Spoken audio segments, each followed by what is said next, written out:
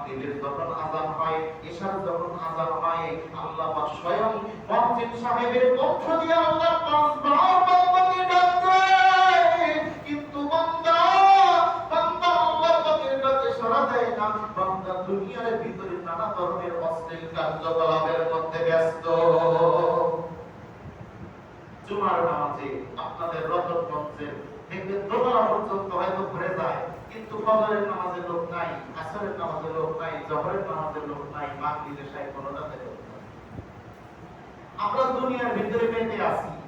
মানে ওই যুবক বললেন, হুজুর যখন আপনারা সবাই বসতেছেন তো আস্তে আস্তে এই জন্যই বলছি, যখন আলো ইঁদুরা সাদা ইঁদুর ডাকটা কেটে দেয়, আমি লক্ষ্য করে দেখলাম গাছের উপরে একটা মৌমাছির চাকের মতো আছে, সেখান থেকে এক ফোঁটা করে সুমিষ্ট মধু জাতীয় পদার্থ আমার মুখের ভিতরে পড়ে।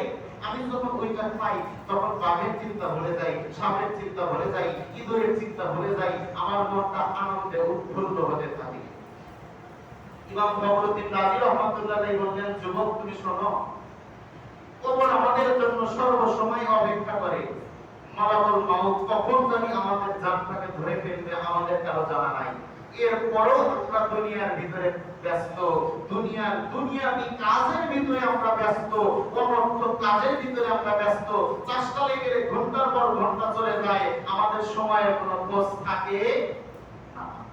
কিন্তু আমাদের তো এই নাম্বার, তৃতীয় নাম্বার দুনিয়া গত শুক্রবারে রাখছিলাম, গত জুমাবারে তৃতীয় নাম্বার দুনিয়া আলমের দুনিয়া, অর্থাৎ মায়ের পেটের ভিতর থেকে যে দুনিয়ার জগতে আসছি, আমরা একটা পরীক্ষার হলের ভিতরে বর্তমানে আছি। এই পরীক্ষার হলের ভিতরে আল্লাহ পাক আমাদের জন্য পরীক্ষার হল বানায়া দিয়েছেন এই দুনিয়া। এখানে আমাদেরকে আল্লাহ পাকের দরবারে পরীক্ষা দিতে হবে, সেই পরীক্ষার জন্যই আমরা দুনিয়ার ভিতরে এসেছি। কেমন পরীক্ষা আল্লাহর খলিল হযরত ইব্রাহিম আলাইহিস সালাম দিয়েছিলেন, গত জুমাবারে আলোচনা শুরু করছি, ওইখান থেকে একটু শোনায়া দেই। হযরত ইব্রাহিম আলাইহিস সালাম শিশু ইসমাঈলকে যখন কাবা ঘর বর্তমানে যে জায়গায় আছে ওইখানে রাখলেন, এই পর্যন্ত আলোচনা আমি রেখেছিলাম। কাবা মানেটা কি? কাবা মানে হলো উঁচু জায়গা। কাবা ঘর যে জায়গাটা আছে ওই জায়গার চারপাশের জায়গাগুলো থেকে ওই জায়গাটা হলো উঁচু জায়গা, এইজন্য ওই জায়গাকে বলা হয় হলো কাবা। কাবা ঘর যে জায়গায় আছে ওইখানে শিশু সন্তান ইসমাঈলকে যখন হযরত ইব্রাহিম আলাইহিস সালাম রাখলেন, রাখার পরে এবার ওখান থেকে হযরত ইব্রাহিম আলাইহিস সালাম চলে যাবেন গন্তব্যে, ওইখানে রেখে বাড়ি থেকে আবার জেরুজালেমে চলে আসবেন। আমার ভাইরা বাবাজিরা, আল্লাহর খলিল ইব্রাহিম শিশু সন্তান ইসমাঈলকে নিয়ে এবার বিবি হাজেরাকে নিয়ে যখন নির্জন জনমানুষের জায়গার মধ্যে রাখলেন, এক মশক সামান্য কিছু পানি তাদের জন্য দিলেন, সামান্য কিছু খেজুর, সামান্য কিছু খানা তাদের জন্য দিলেন। দেওয়ার পরে ইব্রাহিম খলিল আর শিশু সন্তানের দিকে তাকাইলেন না। বিবি হাজেরা ডাকতে বললেন, স্বামী আমাদেরকে এই নির্জন প্রান্তরে রেখে আপনি কোথায় চলে যান? হযরত ইব্রাহিম খলিল ডাকতে বললেন, আমি তোমাদেরকে নির্জন স্থানের মধ্যে রাখলাম। বলতে বলতেই বিবি হাজেরা বলতেছে, এইটা কি আল্লাহ পাকের আদেশ নাকি? হযরত ইব্রাহিম বললেন, এটা আল্লাহ পাকের আদেশ। আল্লাহর খলিল যখন বললেন এটা আল্লাহ পাকের আদেশ, এবার মা হাজেরা বলতেছে, আমার তাহলে আর কোনো কথা নাই। আল্লাহ পাকের যদি আদেশ হয়ে থাকে, আল্লাহ পাক আমাদের লালন পালন করবেন, কোনো টেনশন নাই, কোনো চিন্তা নাই, অন্তরের ভিতরে আমাদের কোনো আর চিন্তা নাই। এবার যখন আল্লাহর খলিল চলে গেলেন, মা হাজেরা এবার সন্তানের জন্য পানি খাওয়াইলেন, খেজুর খাওয়াইলেন। এরকম করতে করতে একদিন, দুই দিন, 3 দিনের ভিতরে সমস্ত খানা, সমস্ত পানি শেষ হয়ে গেলেন। আর কোনো খানাও অবশিষ্ট নাই, আর কোনো পানিও অবশিষ্ট নাই। এখন কি করবেন? ওইখান থেকে তাকাইলেন সাফা পাহাড়ের দিকে। দেখবেন এই গরমের দিনে রাস্তা দিয়ে যদি কেউ মোটরসাইকেল চালান, অনেক দূরে যখন একটু রাস্তা উঁচা দেখা যায়, ব্রিজ দেখা যায়, দেখবেন ওইখানে রাস্তা চিকচিক চিকচিক করে, মনে হয় পানি আছে। চেপচেপা পানি যেটাকে বলে, এটা মনে হয় আছে। দেখবেন নজর দেন আপনারা, মনে হয় পানি আছে। এরকম ভাবে ওইখান থেকে সাফা পাহাড়ের উপরে মনে হলো পানি আছে। সাফা পাহাড়ের উপরে দৌড়াইয়া গেলেন। এইদিকে শিশু ইসমাঈলের অন্তরটা শুকায় কাঠ হয়ে গেছে, পানির জন্য হাহাকার করতেছে। মা হাজেরা যখন মা হাজেরা যখন পানির জন্য দৌড়াইলেন, সাফা পাহাড়ের উপরে যায় দেখে এক ফোঁটা পানিও নাই, শুকনা ধুধু করতেছে শুধু মরুভূমি। সাফা পাহাড়ের দিকে তাকাইলেন, এবার মারার দিকে তাকানোর পরে মনে হয় ওই জায়গার দিকে আবার পানি আছে, ওই পাহাড়ের উপর আবার পানি আছে। আবার দৌড়াইয়া গেলেন মারোয়া পাহাড়ের উপরে, আবার সেইখান থেকে দৌড়াইয়া আসলেন সাফা পাহাড়ের উপরে। একবার সাফা পাহাড়ের দিকে দৌড়ায়, আরেকবার দৌড়াইয়া মারোয়া পাহাড়ের দিকে যায়। এরকম করতে করতে 7 বার পর্যন্ত মা হাজেরা দৌড়াইলেন। এই জন্য হাজী সাহেবরা হজে যায় দেখবেন 7 বার সাই করে, দৌড়াদৌড়ি করে, কোনো পানি নাই। যখন ফিরে আসলেন, আসার পরে আমি সংক্ষেপে বলি আল্লাহ পাকের কি কুদরত, আল্লাহ পাকের কি কুদরত দেখেন, আল্লাহ পাকের কি মায়া। সন্তানের কাছে আসার পরে দেখলেন সন্তানের পাশে থেকেই সুমিষ্ট পরিষ্কার পানি বালির ভিতর থেকে, মরুভূমির ভিতর থেকে ঝর্ণার মতো প্রবাহিত হইতেছে। আল্লাহ পাক পারেন কি পারেন না? আল্লাহ পাক পারেন। ওই পানি মা হাজেরা এবার যখন দেখলেন হাত দিয়া একটু যেন ভেসে না যায় চতুর্দিকে, এবার হাত দিয়া এইভাবে পানি আটকায় দিলেন। বাস ওইটাকেই আমরা বলি জমজম কূপ। হাজী সাহেবরা যখন দেশে আসে দেখবেন জমজমের পানি আনে, এই জমজম কূপেরই উৎপত্তি স্থল হলো এখানে। এবার হযরত ইব্রাহিম যখন রেখে গেলেন শিশু সন্তানকে, তখন কিন্তু ওই মরুভূমির ভিতরে কোনো মানুষ নাই, কোনো জনমানব নাই, কোনো খাদ্য নাই, কোনো বাসস্থান নাই, মানুষের কোনো আলামতই নাই। এবার যখন দেখে আসলেন মরুভূমির ভিতর দিয়ে বণিক দল, যাদেরকে বলা হয় যাযাবর, যাত্রা করে এক দেশ থেকে আরেক দেশে। যাত্রা করার সময় তারা দূরবীন ব্যবহার করে যে কোথাও পানি আছে কিনা। দেখবেন ফাঁকা জায়গায় যেখানে পানি আছে ওর উপর দিয়ে পাখি উঠতে থাকে, অর্থাৎ পাখি পানি পান করে ওইখানে নেমে। বণিকের দল যখন ওই আপনার যেটাকে বলা হয় লেন্স দিয়ে, দূরবীন দিয়ে দেখলেন যে ওইখানে হয়তো পানি আছে, পাখি ওঠানামা করতেছে, তাদের পক্ষ থেকে একজন প্রতিনিধি দল ওইখানে উপস্থিত হয়ে গেলেন জমজম কূপের কাছে। উপস্থিত হওয়ার পরে দেখলেন সেই জায়গায় একটা শিশু সন্তান, তার পাশে থেকে পানি প্রবাহিত হয়, আর মা একজন রানী ওখানে বসে আছেন। বলেন আল্লাহু আকবার। বণিক দল এবার সুন্দর করে সালাম দিলেন।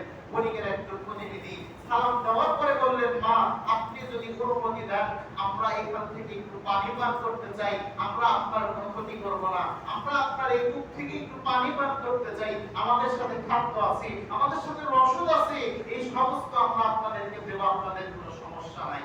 মা হাজেরা অনুমতি নিয়ে সেইখানে তারা এসে বসস্থান করলেন। বসবাসের উপযোগী হয়ে গেল একটা মরুভূমি। আল্লাহ পাকের কি কুদরত!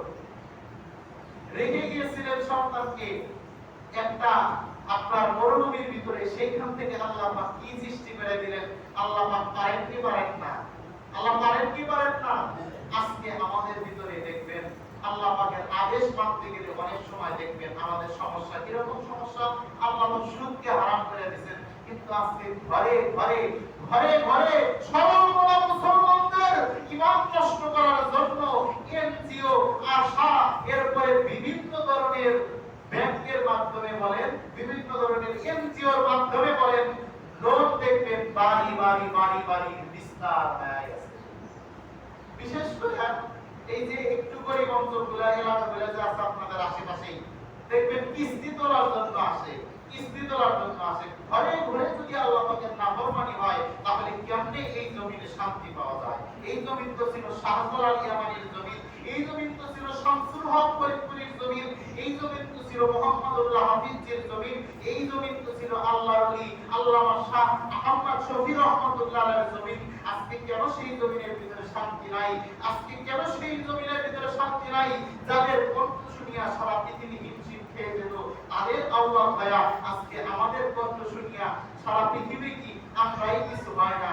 তার মানে মুসলমান বুঝতে হবে আমরা এই পরীক্ষার ভিতরে আছি, পরীক্ষার 3 নম্বর জগতে দুনিয়ার ভিতরে আমরা আছি, পরীক্ষাও দিতে পারতেছি না, আমরা আল্লাহকেও ডাকতে পারতেছি না।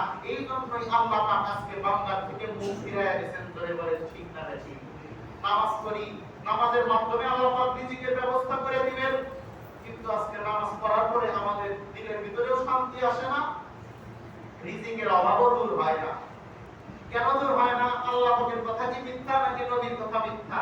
আসলে আসলে বুঝতে হবে আল্লাহ পাকের কথা মিথ্যা নয়, নবীর কথা মিথ্যা খবর নয়। আমরা যে নামাজ পড়তেছি আমাদের সূরা কালামই ঠিক নাই। নামাজ ভঙ্গের এক নম্বর শর্ত কি? নামাজ ভঙ্গের এক নম্বর শর্ত হলো অশুদ্ধ কোরআন তেলাওয়াত। আজকে যদি যে কোনো একজনকে বলা হয় সূরা ফাতিহাটা একটু শোনায় দেন, কে কে পারবেন হাত তোলেন, দেখবেন হাতের ভিতরে অনেকের মানে যে প্যারালাইসিস বাবার হাত ওঠে না, তার মানে সূরা ফাতিহাটা শুদ্ধভাবে জানে না। আল্লাহু আকবার বান্দা বলে আল্লাহ মহান, কিন্তু বান্দা বলে আল্লাহু আকবার, আল্লাহু আকবার এরকম বলে। এর মানে হলো আল্লাহ পাক ধুলাযুক্ত, জোরে বলেন নাউযুবিল্লাহ। তাহলে আল্লাহু আকবার যেটা বলে তুমি নামাজটা শুরু করবা, তোমার সেইটাই অশুদ্ধ। তুমি এই নামাজের মাধ্যমে কেমনে সফলতা চাও? এই নামাজের মাধ্যমে বান্দা কেমনে কামিয়াবি চায়? আমরা এই নামাজের মাধ্যমে আজকে কেমনে ওই আল্লাহর সামনে দাঁড়াইতে চাই বলেন দেখি। হযরতে ওমর, হযরতে আবু বকর, হযরতে ওসমান বিন হুনাইন, হযরতে আলী রাদিয়াল্লাহু তাআলা আনহু তার কেমন ঈমান ছিলেন, কেমন আল্লাহওয়ালা হয়েছিলেন, এরপরে তারা মৃত্যুকে কেমন ভয় করছেন। রশিদ আহমেদ গাঙ্গুহি রাহমাতুল্লাহ আলাইহি এত বড় আল্লাহর ওলি ছিলেন, এরপরে মৃত্যুর ভয়ে, কবরের আযাবের ভয়ে আল্লাহর ওলি কাঁদতে কাঁদতে দুইটা চোখকে অন্ধ করে বাড়াইছিলেন। আর আজকে ওই যে আমাদের মুখের ভিতরে দুনিয়া নামক একটু মধুক পড়ার কারণে কবরকে ভুলে গেছি, হাসরকে ভুলে গেছি, মিজানকে ভুলে গেছি। দুই পাশে, এক পাশে জান্নাত আর এক পাশে জাহান্নাম। বান্দা তুমি সিরাতের ভিতরে খাড়া, এখন তোমার পিছনে মউত, সামনে আল্লাহ তাআলা। তুমি সামনে আল্লাহ তাআলার দিকে তো আগাইতেছো না, তুমি মউতের দিকে আগাইতেছো, কবরের দিকে আগাইতেছো। আর রহমতুল কবরস্থান আমরা মনে করি, আসলে দেখেন কবর কত ভয়ঙ্কর জায়গা। কবরের ভিতরে যখন আপনি যাবেন, যদি ঈমান আমল নিয়ে না যাইতে পারেন, একবার যখন সাপটা দংশন করবে ৭০ হাত মাটির নিচে চলে যাবে। বান্দা মরবেও না, আবার জীবিত থাকবে না। এমন একটা অবস্থার ভিতরে জাহান্নামের ভিতরে ফেলানো হবে বান্দাকে। এরপরেও আমাদের একটু অনুশোচনা নাই, একটু আমাদের একটু এখনো ইসলাম হওয়ার চিন্তা এখনো নাই। আমরা ভাবতেছি দুনিয়ার ভিতর থেকে আমরা যাবো না। আমার বয়স কেবল ২০, আমার বয়স কেবল ৩০। একটু কি চিন্তা করছেন? বাবার কোলে কি সন্তানের লাশ ওঠে নাই? দাদার কোলে নাতির লাশ ওঠে না? বৃদ্ধ দাদা ৮০ বছর বয়স, সন্তান মৃত্যুবরণ করে না? মৃত্যুবরণ করে। কেননা দুনিয়ার ভিতরে আসছি, আসার একটা সিরিয়াল আছে, কিন্তু এই দুনিয়া থেকে যাওয়ার কোনো সিরিয়াল নেই। আপনি যখন দুনিয়াতে আসলেন, আপনার হায়াতের কত দাম। একটা বাচ্চা যদি মায়ের পেটের ভিতর থেকে মৃত অবস্থায় দুনিয়ার ভিতরে আসে, এই বাচ্চাটার কোনো জানাজা করা লাগে না, কোনো গোসল দেওয়া লাগে না, এমনি নিয়ে এক জায়গায় গেড়ে রেখে আসে। আর যখন বাচ্চারা জন্মগ্রহণ করার পরে একটু শুধু কান্না করছে, একটু শুধু কান্না করছে, তারপরেই মৃত্যুবরণ করছে, এই বাচ্চাটাকে গোসল দেওয়া লাগে, এই বাচ্চাটাকে আবার এরপরে আপনার কাফন করানো লাগে, এই বাচ্চাটাকে কবর খুঁড়তে হয়, জানাজা নামাজ পড়াইয়া কবরের ভিতরে কাফনাইয়া রাখতে হয়। তার মানে বোঝেন মুসলমান, আপনার আমার জিন্দেগির হায়াতের এক একটা সেকেন্ডের কত দাম। এই জন্য আমাদের এর অর্জন করতে হবে। এর অর্জন করার পরে আমাদের আমলগুলো করতে হবে। ২ নম্বর আয়াতে আলোচনা রাখলাম, আল্লাহ পাক বললেন সব মানুষ ক্ষতির ভিতরে আছে। সূরা আসরের তাফসীর করতেছিলাম, সমস্ত মানুষ ক্ষতির ভিতরে আছে। এরপরের আয়াত সামনের জুমায় ইনশাআল্লাহ আলোচনা হবে। এখন দেখেন, ক্ষতির ভিতর থেকে আমাদেরকে তো বাঁচানোর রাস্তা আছে নাকি বলেন?